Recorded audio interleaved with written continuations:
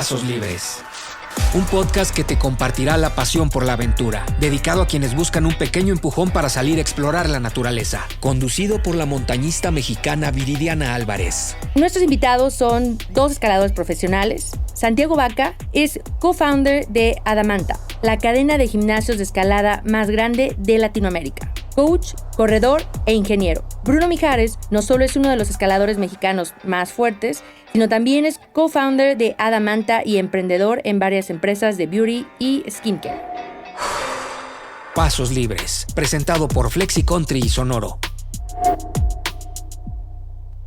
Bienvenidos, es un gusto para mí, Santi, Bruno, tenerlos aquí. De verdad que pues en el tema de la escalada, a mí yo les tengo muchísimo respeto, así que platicar de esta actividad que en México también es muy valorada, no tan conocida, que me encantaría y que por eso estamos aquí, para dar a conocer un poco de sus logros y de si a alguien le interesa incursionar en la escalada de roca, cómo hacerlo. Cuéntanos un poco de ustedes y cómo comenzaron a escalar, Santi. Yo empecé a escalar a los 17 años en Valle de Bravo. Me invitó un amigo que lo practicaba y era una cosa más como de fin de semana, muy recreativo. Pero me enganchó desde la primera vez que lo practiqué, como el tema de la exposición a la altura, el manejo como del equipo, y el simple hecho de los lugares a los que iba como para practicarlo, que había lugares muy padres en Valle de Bravo, me engancharon. Y de ahí, haciéndolo cada fin de semana, fui conociendo gente que lo hacía más comúnmente y no tanto como recreativo, sino como que entrenaban y todo. Fui conociendo gente más clavada en el tema, me fui clavando en el tema yo y pues de ahí así como tú decidiste de empezar con un 10K a subir el Everest, yo empecé haciéndolo de una manera recreativa a llevarlo a subir alguna pared muy muy alta. ¿Antes ya hacías algo? Siempre he practicado deporte, desde chiquito es algo que mis papás me inculcaron, hice triatlones, montaba a caballo en algún momento. Jugué rugby en prepa y en la universidad un buen rato, pero nada outdoor antes de eso. ¿Cómo empezaste, Bruno? ¿Cómo fue tu historia? Más o menos justo cuando terminé la prepa. Aquí lo curioso es que yo y Santiago siempre hemos ido en la misma escuela y no empezamos a escalar juntos. Yo empecé a escalar con un amigo que literal un día me dijo, oye, te invito a un gimnasio a escalar, estoy tomando un curso de cuerdas para saber cómo salir a escalar en roca y pues si quieres vente. Y yo le dije, pues órale, me lanzo, pero no voy a tomar el curso, pues me quedo ahí a escalar un rato en el muro y total, acompañé a mi amigo. Me acuerdo, el muro ya ni siquiera existe, era el muro Carlos Carsolio que estaba por Ticomán, por la salida a Pachuca. Y acompañé a mi cuate esa semana, un día, 2 días, 3 días. Y cuando terminó su curso, pues la semana después yo me aventé a tomar el curso también para aprender a usar el equipo de manera segura. Y pues la escalada es de estos deportes que tienes logros constantes porque es muy progresivo en términos de lo que vas pudiendo hacer de una sesión a la siguiente.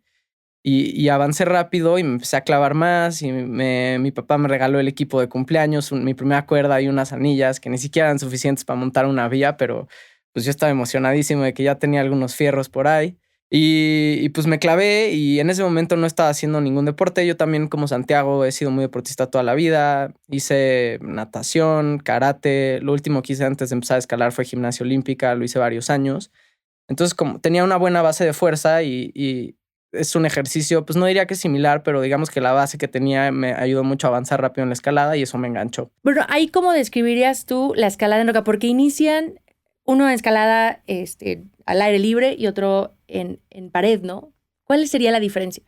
Pues la diferencia es que obviamente cuando estás afuera en la naturaleza, pues además de la actividad que estás disfrutando, estás en un entorno muy bonito, con aire limpio, estás en el bosque y bueno, esto es parte de las cosas padres que tiene la escalada, que te lleva a lugares increíbles.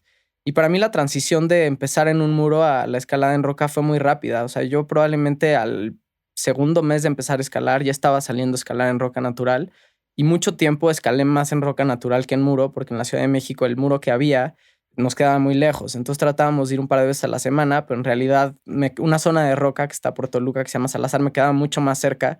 Entonces empecé a ir mucho a la roca y hasta tiempo después me empecé a enganchar más con la escalada en muro artificial, que es parte esencial del escalado. O sea, si quieres avanzar como escalador, solo escalar en roca los fines de semana no es suficiente. O sea, tienes que complementar con el muro. Y hoy probablemente escalo más en el muro que en roca, porque ya para empujar el nivel de escalada que tenemos Santiago y yo, ya es necesario tener un entrenamiento dirigido. Entonces pasamos muchas horas en el muro, pero el objetivo último es estar afuera. O sea, los objetivos de la escalada siempre están en la naturaleza. Es una ruta, una pared en algún lugar remoto, un boulder, etcétera. Santi, alguien que nunca lo ha hecho, ¿qué le recomendarías? ¿Empezar por el muro? Creo que es más fácil empezar en el muro, por lo mismo que menciona Bruno. Es más accesible, hay muchos muros en la ciudad. De hecho, es algo que está poniéndose muy de moda, ir en la tarde al muro, así como irías a tu clase de spinning o lo que sea, pues ir al muro. Es un ejercicio muy, muy completo. Entonces sí, le recomendaría que empezaran por el muro. Pero lo complementaría con que mucha gente se queda o escucho mucho el comentario de la gente, tengo que estar un poco más fuerte para salir a roca. Y eso es algo que yo no comulgo con eso. Al revés, creo que hay rutas de todas las dificultades en roca. Entonces no es que tienes que tienes que tener cierto nivel en el muro para salir a roca, ¿no? Creo que puedes salir con cualquiera que sea tu nivel. Y creo que mientras más rápido salgas a roca, más rápido vas a progresar en el deporte. Porque la roca te enseña mucho más cosas de movimiento y de posicionamiento de cuerpo, que básicamente es el aspecto muy técnico de la escalada, que quizás si en el muro no aprendes tanto. Se deben de estar preguntando qué hacen dos escaladores en un podcast de senderismo. Bruno, ¿cómo crees que están vinculados ambos deportes? Yo creo que tienen una relación muy directa. Al final del día son deportes que se practican en los mismos lugares. O sea, generalmente en los lugares donde hay montañas, es en los lugares en donde hay roca. Pero creo que básicamente hay 3 factores que tienen en común estos dos deportes. El primero es obviamente la fuerza, que tiene que ver con el entrenamiento y el acondicionamiento que hagas, que es muy importante. Esto aplica para todos los deportes. El segundo es la parte técnica, que hay una parte técnica que el senderismo y el montañismo comparten con la escalada, que muchas veces el equipo de seguridad, o sea, la manera en la que usas los arneses, las cuerdas, y vas asegurándote a lo largo del camino por si en el extraño caso de que te caigas, pues no tengas consecuencias mayores. Y el tercer aspecto, y el que considero más importante que se relaciona con la escalada y el senderismo, es la cabeza. O sea, para ser un buen escalador tienes que ser fuerte, tienes que tener técnica y tienes que tener cabeza. Porque muchas veces para cumplir tus objetivos de escalada o de montaña, el mayor obstáculo que vas a tener es la cabeza. Es esa mentalidad de dar el siguiente paso, en el caso de la escalada, llegar al siguiente agarre, porque muchas veces vas a estar en una situación en la que tu capacidad física sí te da, pero ya estás muy tronado porque llevas muchos días incómodo, o porque ya estás cansado, o por la razón que sea. Y a lo que me refiero con la cabeza, es esta como voluntad de seguir adelante y dar un paso más y dar un paso más. En el caso de la escalada, el siguiente agarre y el siguiente agarre y llegar al lugar donde medio puedes descansar, llevar tu cuerpo al límite en términos físicos y mentales. Creo que es una relación muy, muy grande que existe entre la escalada y el senderismo. Sí, totalmente de acuerdo. ¿Tú cuánto porcentaje le ponderarías a la mente y cuánto al cuerpo en la escalada en roca? Es raro porque al principio importa mucho. Cuando estás un poquito más avanzado no importa tanto. Y cuando estás llevándote ya al límite de tu capacidad, importa mucho más otra vez la cabeza, porque muchas veces la cabeza entra desde antes. Ni siquiera te has subido a la ruta y ya estás nervioso, ya estás produciendo adrenalina y en realidad todavía no ha pasado nada. Entonces, creo que es un factor muy importante. Yo creo que literalmente son dividido en 3. O sea, tu habilidad técnica es una tercera parte, tu capacidad física es una tercera parte y tu cabeza y tu capacidad de poder seguir adelante y llevar a tu cuerpo al siguiente nivel es la tercera parte. Mucha gente piensa que es una práctica muy costosa y si nuestros escuchas quisieran ir con algunos amigos o con familia o incursionar, Santi, ¿cuál es el equipo mínimo necesario para escalar? Y si hay algo de equipo de calidad, pues accesible, ¿no? A buen precio. Creo que si estás empezando, la recomendación sería el intentarlo en un muro. Y es tan accesible como es el poder ir al cine o ir al boliche o una actividad recreativa. En cuanto a salir a roca, el equipo indispensable podría ser, diría que tus zapatos de escalar, tu magnesiera, tu cuerda, un dispositivo para asegurar, tu arnés y las anillas, que son con lo que te fijas a la pared. ¿Se puede rentar? Más que rentarlo, que alguien te lo rente. Si estás iniciando, hay muchas empresas que sacan gente a la roca los fines de semana. Entonces, más que te renten el equipo, te llevan, tienen el equipo, te enseñan a usarlo y digamos que es accesible en el tema de que no solo estás saliendo a la roca, sino te están enseñando a usar el equipo para que pues tú después seas autosuficiente y puedas salir tú por tu cuenta. En el muro he visto que en algunos sí hay renta de equipo, ¿no? También puede ser que inicies yendo nada más como a ver si me gusta o no y lo rentes y después recomiendas comprarlo. Sí, sin duda. En todos los muros hay renta la mayoría de los muros en México son de boulder. Que eso quiere decir que es un formato en el que caes en un colchón y escalas como de 4 a 4 metros y medio. Entonces solo necesitas los zapatos, lo cual lo hace todavía más accesible, ¿no? En todos estos muros te rentan el zapato justo para que lo pruebes, veas si te gusta. Y sí, mi recomendación es que lo pruebes, no sé, un mes. Y si al mes sigues enganchado, ya te compres tus zapatos que se llaman gatas o pies de gato, y ya lo empieces. También hay muros de ruta en los que te rentan igual los zapatos y ahí ellos tienen el equipo y lo usas con la supervisión de las personas del muro que saben usar el equipo para que estés seguro. Santi, ¿cuántos diferentes tipos de muro hay? Ya me mencionaste 2. Ok. La escalada se acaba de volver deporte olímpico. Sí. Entonces hay 3 disciplinas. Las 3 disciplinas son boulder, dificultad o deportiva y velocidad. Entonces esas son las 3 disciplinas que existen actualmente como para las Olimpiadas. La de velocidad, como bien dice, es subir la misma ruta y haces siempre la misma ruta y te toman el tiempo de cuando inicias a cuando llegas al final. Después, deportiva es con cuerda y tienes la oportunidad de intentar una ruta una vez y digamos que cada agarre es agarre 1, 2, 3, 4, 5, etcétera, y gana el que llegue más arriba de la ruta. Si las 2 personas llegan hasta arriba, el siguiente rubro para desempatarlos es el tiempo. Y por último está el boulder. Escalas un muro de alrededor de 4 metros de altura y en se enfocan en la pura dificultad. Entonces no hay un tema como de resistencia, sino de pura dificultad y destreza. Esos son como los 3 tipos de escalada que existen. Bruno, cuando ya logran ese progreso considerado en el muro, tanto de escalada artificial como en el de roca, ¿en qué momento ustedes se unen para decir sigue el capitán? Pues nosotros empezamos a escalar juntos relativamente poco tiempo después de que los dos empezamos a escalar, porque nos conocíamos y teníamos muchos amigos en común. Y el objetivo, el amigo con el que empecé a escalar se fue a vivir a Canadá, entonces muy rápido empecé a escalar más con Santiago. Santiago se volvió mi cordada. El concepto de cordada, para los que no sepan, es básicamente la persona que está amarrada al otro extremo de la cuerda y es el que te asegura cuando tú estás de punta o lidereando. Y es el que te sigue y a veces se cambian. Pero bueno, Santiago se volvió mi cordada pues, como 1 o 2 años después de que empezamos a escalar. Y el objetivo del capitán, el capitán es como el equivalente al Everest de la escalada en roca. Es este monolito gigante de granito donde mucha de la historia de la escalada reciente se ha desarrollado desde los años 40, 50. Al principio pensaban que no era posible escalarlo. Después vieron que sí se podía y empezaron a abrir diferentes rutas y todo. Entonces la escalada, el capitán siempre ha sido esta como pedazo de piedra emblemático que es el objetivo último de la escalada. Es el Everest de la escalada. No es necesariamente la ruta más difícil de escalar ni la montaña más difícil, pero es la emblemática. Entonces Santiago y yo empezamos a hacer deportiva y boulder y tiempo después dijimos, pues bueno, si queremos escalar el capitán necesitamos empezar a hacer escalada tradicional. La escalada tradicional es el tipo de escalada en la que no hay anclajes metidos en la pared. Tú tienes que ir, mientras vas progresando, los vas poniendo tú, o sea, la pared está limpia y generalmente se escala en sistemas de grietas, que es donde entran los diferentes piezas de equipo que pones.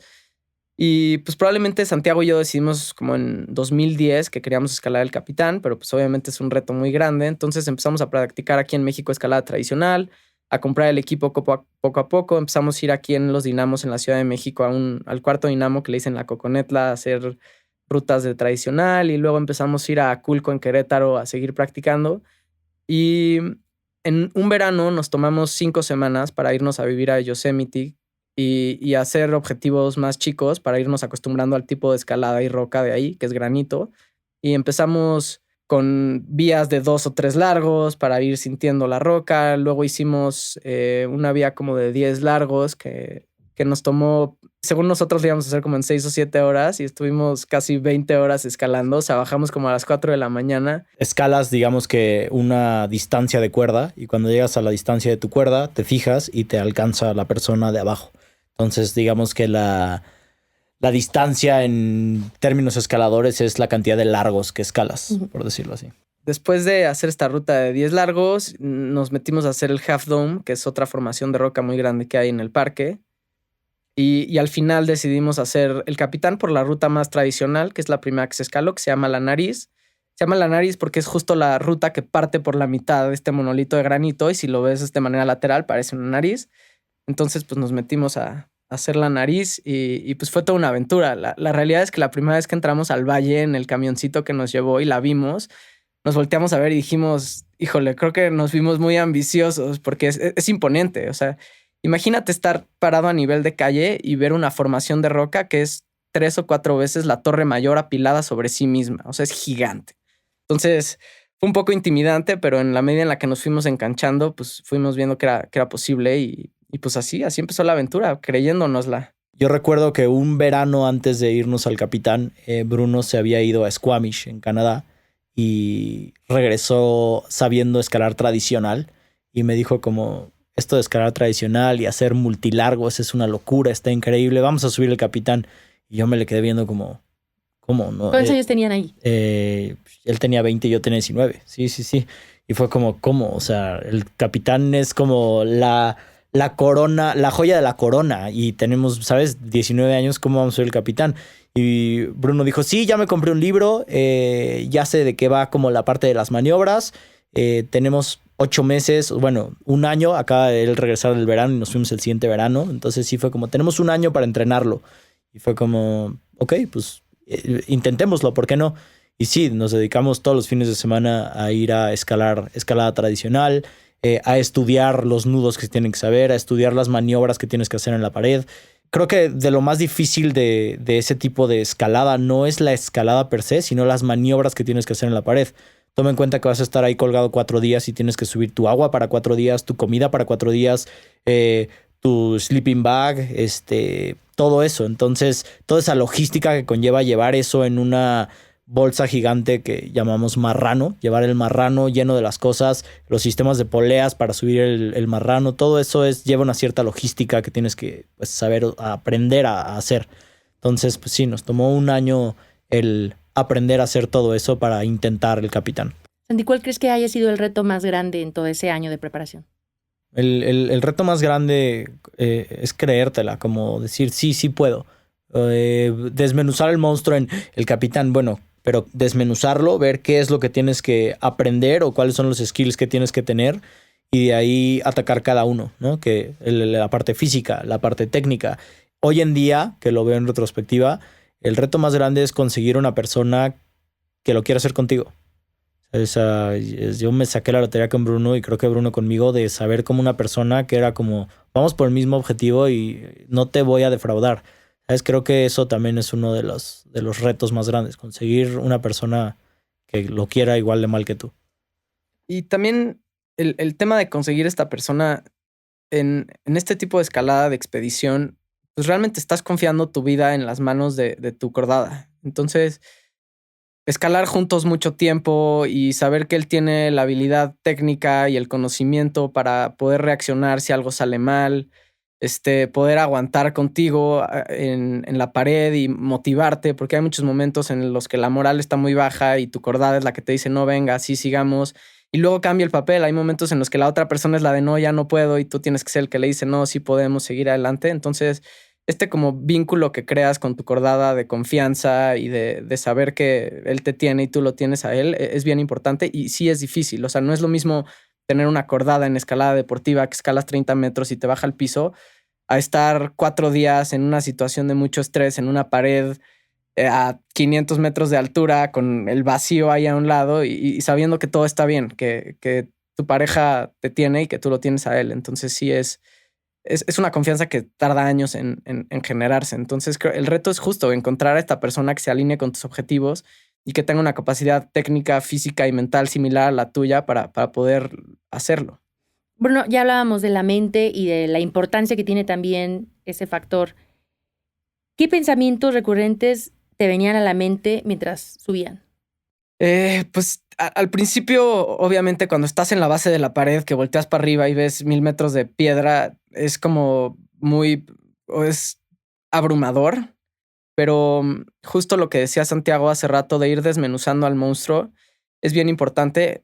Cuando haces escalada de expedición como esta, divides la pared en ciertos tramos a los que tienes que llegar en cierto periodo de tiempo y eso lo hace de alguna manera más fácil. Entonces, esta organización de decir, hoy vamos a escalar tantos largos y llegar aquí y aquí vamos a montar el campamento y dormir y cumplirlo, porque al final tienes agua y comida para X tiempo, entonces sí tienes que llegar a donde tienes que llegar, escales 10 horas o escales 20 horas, entonces tienes que llegar a esos puntos para poder seguir tu expedición en tiempo y forma, porque pues no te puedes quedar sin agua a 800 metros de altura. ¿Qué te decías a ti mismo?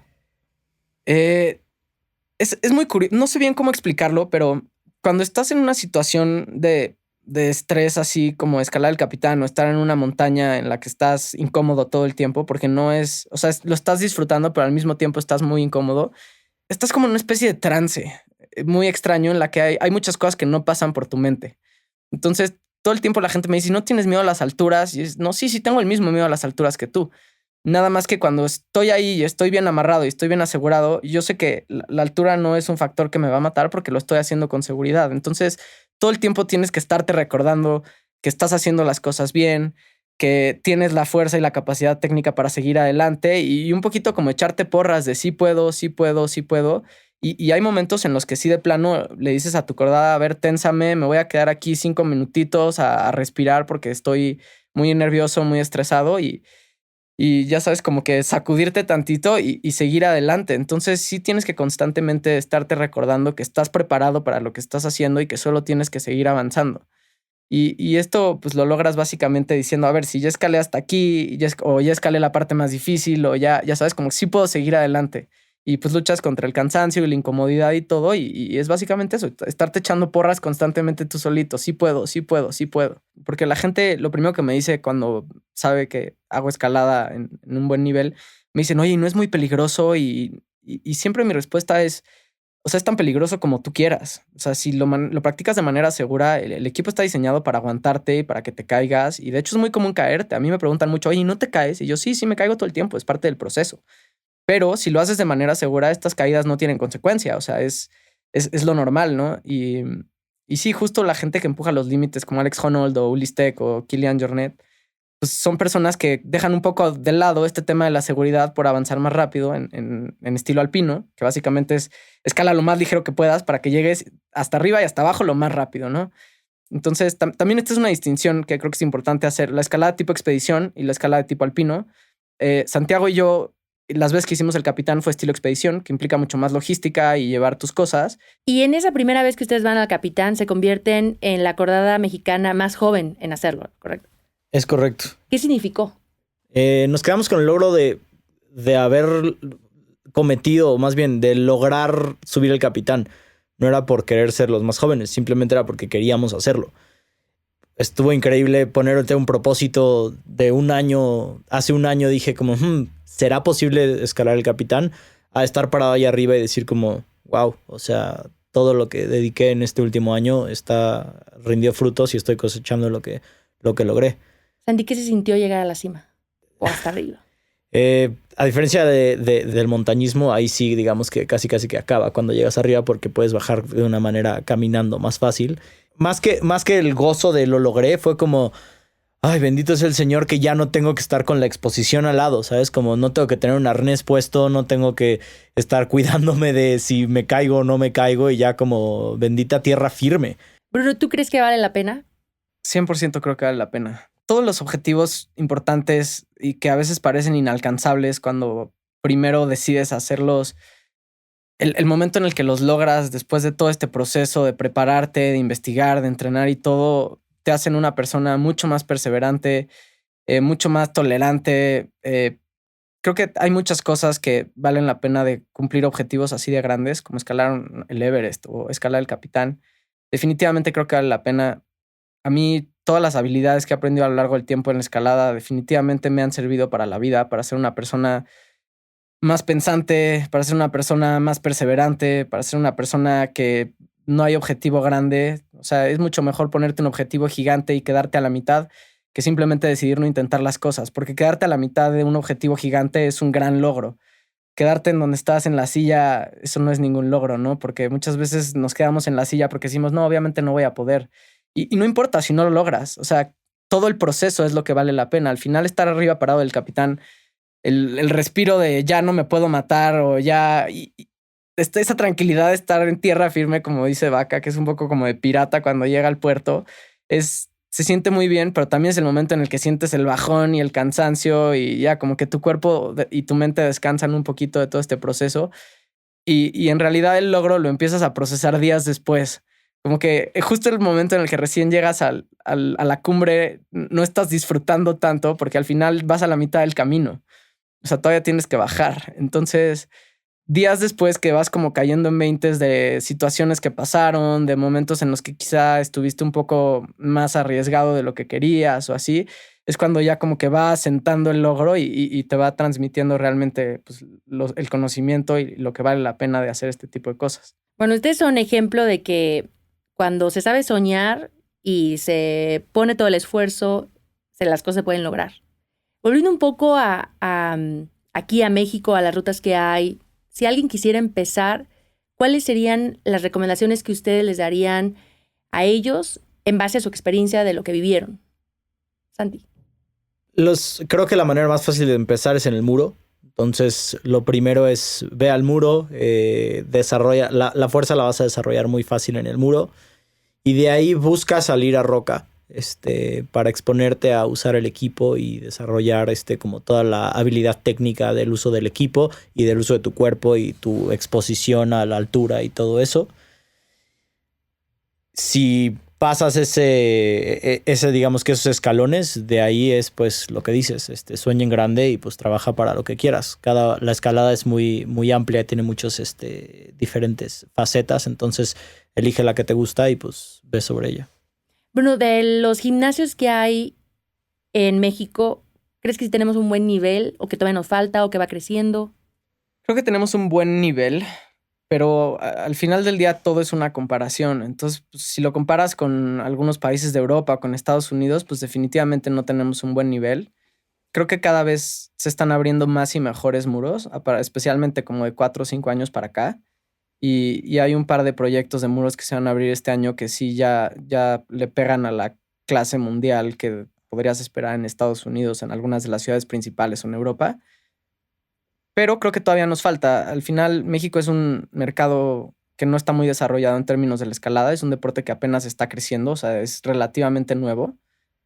Y que el boom grande de este deporte ha venido básicamente pues, de 3 años para acá. Entonces, en realidad, creo que todavía hay mucho camino por recorrer. Caben todavía miles de muros en todas las ciudades de México para estar siquiera al mismo nivel que un país, no sé, como España.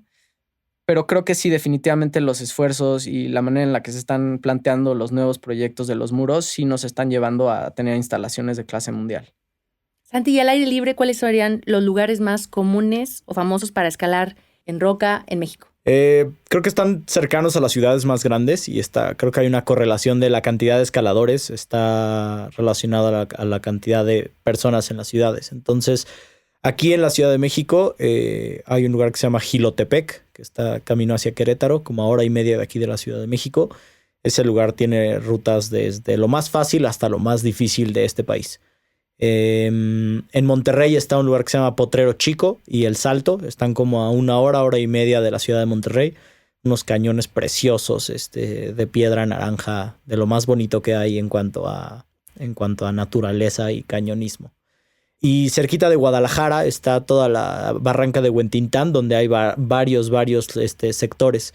El más conocido se llama Ixcatán. Conforme más te metes en esto, te das cuenta que descubres lugares nuevos. El año pasado, Bruno y yo conocimos esta zona de boulder en Aguascalientes. Justo es como en Aguascalientes, el Ocote, que está increíble. Jamás había escuchado de ella y un amigo, como es la comunidad, nos llamó y fue como, oye, vamos a ir a boulderear a Aguascalientes. ¿Aguascalientes? ¿Qué hay en Aguascalientes? Y fuimos y está increíble.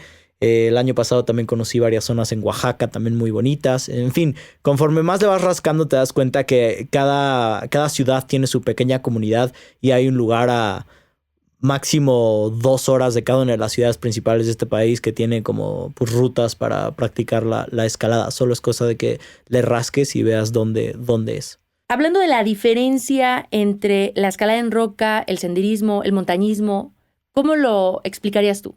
Pues básicamente, la escalada en roca, así para hacer una distinción muy fácil, la escalada en roca es terreno vertical. O sea, cuando es vertical o extraplomado o así, estás escalando en roca. Y el senderismo generalmente es caminando, aunque hay partes que requieren de más dificultad técnica y ya se llaman segundas, terceras clases, etcétera, que ya tienes que usar 4 puntos. Pero al final del día, la mayoría del tiempo estás caminando en la montaña y en el senderismo. Y en la escalada no. En la escalada casi todo el tiempo vas en 4 puntos porque estás escalando terreno vertical. Y esa es como la principal diferencia entre estos dos deportes. Pero hay un momento en el que se juntan.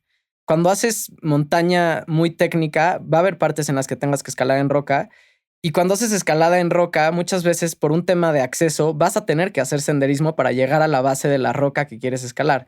Entonces son dos deportes que van mucho de la mano en términos de la capacidad física, técnica y mental que necesitas. Pero básicamente la distinción es si es una pared, es escalada en roca, y si es una vereda que puedes caminar, no importa qué tan empinada esté, es montañismo o senderismo.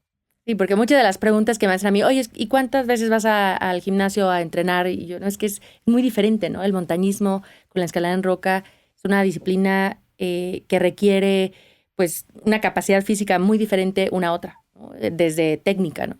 Entonces, se complementan y con el senderismo, así como lo comentas, pues también se une, ¿no? Con el tema de la naturaleza, el contacto. Santi, ¿el sendero te hizo sentir más cómodo contigo mismo? Sí, sin duda. El practicar escalada o practicar el senderismo te da dos cosas. Una es el tema de estar en la naturaleza, que es un lugar donde yo me siento muy cómodo. Es algo que busco constantemente. Y la otra es pasar tiempo con tu voz interior, contigo mismo, y como domar a la bestia, como dice Bruno, o el estar con tus pensamientos. Es un lugar donde yo aprendo muchísimo. Entonces, esa es algo que me gusta mucho. Aquí podríamos estar horas platicando sobre este tema que me encanta y voy a considerar regresar a Yalocote. Compártanos sus redes sociales para que demás personas puedan seguirlos y puedan ver los retos de la escalada a ese nivel que ustedes ya tienen. Santi. A mí me encuentran en Instagram como sanvacat. Bruno. A mí igual me encuentran en Instagram como Bruno Mijares, todo seguido. Y voy a meter el comercial aquí. El gimnasio donde pueden aprender del que somos Santiago y yo, socios fundadores, se llama Adamanta, y las redes sociales son @AdamantaMX. ¿Dónde están? Tenemos ahorita 2 gimnasios. Hay uno en la colonia Escandón y hay uno en Santa Fe, aquí en la Ciudad de México. Próximamente vamos a abrir uno en la Ciudad de Puebla. Y como en 3 meses vamos a abrir la tercera locación aquí en la Ciudad de México. Ese sí ya va a ser un gimnasio con rutas para escalar con cuerda y va a estar en satélite. Pues felicidades por empujar este deporte. Son referente en la escalada en roca. Les estaremos siguiendo el paso de todos los retos que traen. Gracias. Muchas gracias. Gracias, Viri. Pasos Libres. Es un podcast de Flexi Country y Sonoro con Viridiana Álvarez. Envía tus comentarios y preguntas en redes sociales al hashtag Pasos Libres y @FlexiCountry o @SonoroPodcast. Suscríbete y recomiéndalo a quien le urge sentir la naturaleza. Nos encontramos en el sendero.